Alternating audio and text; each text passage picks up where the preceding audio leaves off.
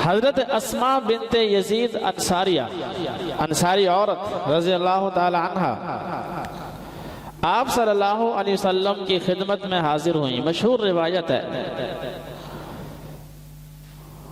और आपके सामने अर्ज करने लगी कि या रसूल अल्लाह सल्लल्लाहु अलैहि वसल्लम, मैं तमाम औरतों की तरफ से ये बात कर रही हूँ। ये बात मेरी अकेली की नहीं, ये आम बात कर रही हूँ। दुनिया की हर औरत की आवाज है कि मर्द हजरात नेकी के कामों में हमसे आगे बढ़ जाते हैं।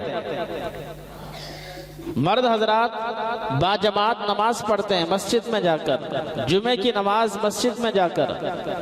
मर्द हजरात हज पे जाते हैं आसानी के साथ, औरतों को तो पाबंदी है कि महरम साथ हो। मर्द हजरात जिहाद करते हैं, जनाजों में शिरकत करते हैं, मरीज की इयादत करनी हो वहां पे चले जाते हैं। यानी मर्द हजरात नेकियों में औरतों से आगे। औरतें घरों में रहती हैं, घरों में काम करती हैं, घरों में मर्दों के माल की हिफाजत करती हैं, मर्दों के औलाद की हिफाजत करती हैं। तो हम तो उन अजरो सवाब से महरूम हो गई, जिहाद के सवाब से, बाहर के जो आमाल हैं उनसे। आप अलैहिस्सलातु वस्सलाम ने सहाबा से पूछा कि कैसा सवाल किया। साहब इकराम ने फरमाया कि या रसूल अल्लाह सल्लल्लाहु अलैहि वसल्लम, बड़ा अच्छा सवाल है, हमें नहीं मालूम था कि एक औरत ये सवाल कर सकती है। आपने उस औरत से मुखातब होकर फरमाया कि जाओ जाकर अपने पीछे तमाम औरतों को यह पैगाम दे दो कि तुम्हारा घरों में रहकर अपने शोहरों की खिदमत करना ये उन तमाम आमाल के बराबर है जो शोहर बाहर करते हैं। जिहाद के बराबर, हज के बराबर, जनाजों में शिरकत के बराबर, मस्जिद में जमात की नमाज में शिरकत के बराबर। घर में रहना, उनकी खिदमत करना, उनके माल की हिफाजत, उनकी औलाद की तरबियत, ये तुम्हारा अमल मर्दों के उन अमाल के बराबर है। तुम महरूम नहीं। कितना आसान दीन है, कितना मर्तबा व मकाम है कि घर में रहकर वो अपने घर की हिफाजत करे, शौहर के माल की हिफाजत करे, अपनी इज्जत और नामूस की हिफाजत करे, बच्चों की तरबियत करे। ये मर्द के जिहाद के बराबर, शहादत के बराबर। मर्द मैदान जिहाद में जाता है, वहां पे जख्मी होता है, वहां पे शहीद हो जाता है। औरत घर में रहकर वो सवाब हासिल कर लेती है। इसी तरह एक और मोड़ पर आप सल्लल्लाहु अलैहि वसल्लम ने इन्हीं खातून हजरत अस्मा बिन्त यजीद से फरमाया कि औरतों को जाकर यह पैगाम दे दो कि एहसान करने वाले की नाशुक्री मत किया करो। एहसान करने वाले से मुराद शौहर। कैसे कि अल्लाह रब्बुल इज्जत इन मर्दों की बरकत से औरतों को घर देता है, औरतों की इज्जत की हिफाजत करता है, औरतों को इनकी वजह से माल मिलता है, इनकी वजह से अल्लाह औलाद अता फरमाता है, औरत की गोद हरी होती है, घर आबाद होता है। और इस सब के बावजूद औरतों की जुबान पर ये कलिमात आम होते हैं कि मर्द ने हमें दिया ही किया है। अल्लाह ने औलाद जैसी नेमत अता फरमा दी।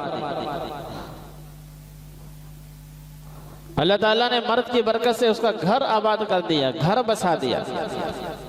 ये कितनी बड़ी बड़ी नेमतें अल्लाह ने एक मर्द के जरिए से औरत को अता फरमाए। और फिर जुबान से ये कह दे, बल्कि कहती हैं, औरतें कहती हैं तो अल्लाह के नबी ने ये इरशादात फरमाए। ये बात मर्द नहीं करते, इल्ला माशाअल्लाह, ये औरतें करती हैं। इसलिए आपने सुना 2 जुमे पहले मैंने बीवी का मकाम जब बयान किया, उसमें रिवायात बयान की हैं। किसी रिवायत में ऐसे अल्फाज जो अल्लाह के नबी ने औरतों के बारे में फरमाया, मर्दों को नहीं कहा, बल्कि मर्दों से यही फरमाया। अल्लाह के नबी सल्लल्लाहु अलैहि वसल्लम ने कुरान में भी यही है कि टेढ़ी पसली हैं, इनसे गुजारा करो, इनके साथ भलाई का इरादा करो, अच्छाई का इरादा करो, इनकी तरफ से आने वाली तकलीफ को बर्दाश्त। मर्दों को ये कहा जा रहा है। कुरान ने भी ये कहा।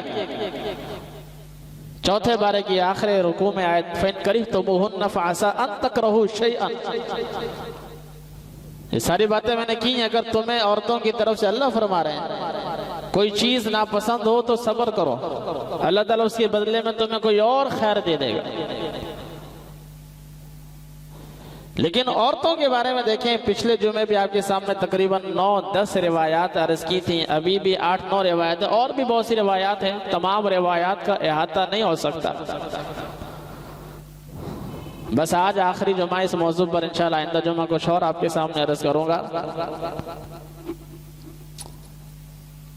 क्या फरमाया कि एहसान करने वाले की नाशुक्री मत किया करो। अल्लाह ने एक मर्द के जरिए से तुम्हें क्या क्या नेमतें अता नहीं फरमाई।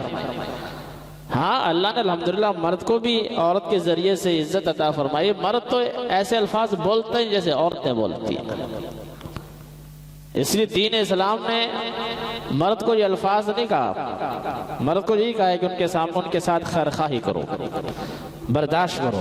टेढ़ी पसली है, सीधा करोगे टूट जाएगी। मर्द को नस्ल बड़ा है ना, बाप अगर बच्चे को मारता है तो समझाने वाले बाप को समझाते हैं छोड़ो, बच्चा ऐसी हरकतें करता रहता है।